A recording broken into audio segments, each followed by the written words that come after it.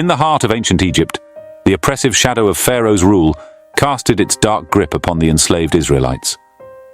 For generations, they toiled under the blistering sun, their cries for freedom drowned out by the echoing chambers of the mighty pyramids. But amidst the despair and suffering, there arose a man named Moses, born of humble origins, yet destined for greatness.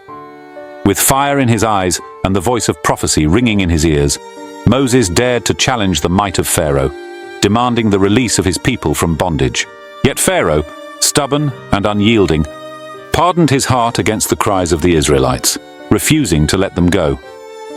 And so began a deadly game of defiance and retribution, as Moses unleashed upon Egypt a series of plagues, each more devastating than the last. The Nile ran red with blood, the skies darkened with swarms of locusts, and the land was shrouded in darkness. But still, Pharaoh remained unmoved, his pride as unyielding as the stone monuments that adorned his kingdom.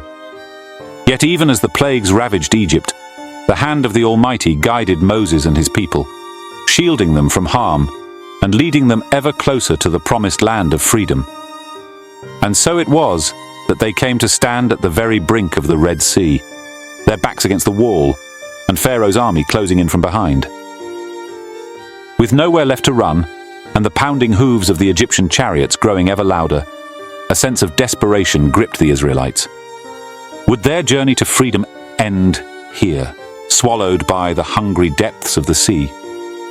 Would all their hopes and dreams perish beneath the relentless march of Pharaoh's army?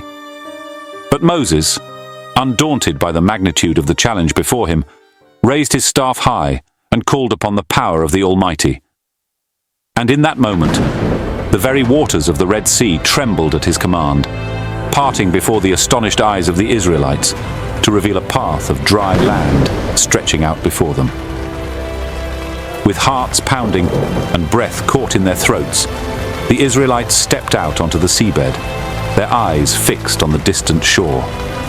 Yet even as they made their perilous journey across the parted waters, the tension in the air was thick with uncertainty. Would the waters hold back long enough for them to reach safety?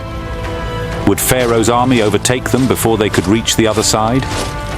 And just as they reached the safety of the far shore, the waters of the Red Sea came crashing down upon Pharaoh's army, swallowing them whole in a watery grave. The cries of triumph and jubilation that rose from the Israelites echoed across the land, a testament to the power of faith and the enduring hope of a people who refused to be enslaved. And so, as they stood on the far shore of the Red Sea, their faces turned towards the distant horizon, the Israelites knew that they had witnessed not only the miracle of their deliverance, but also the boundless mercy of the Almighty, who had led them from bondage to freedom on the wings of a mighty wind.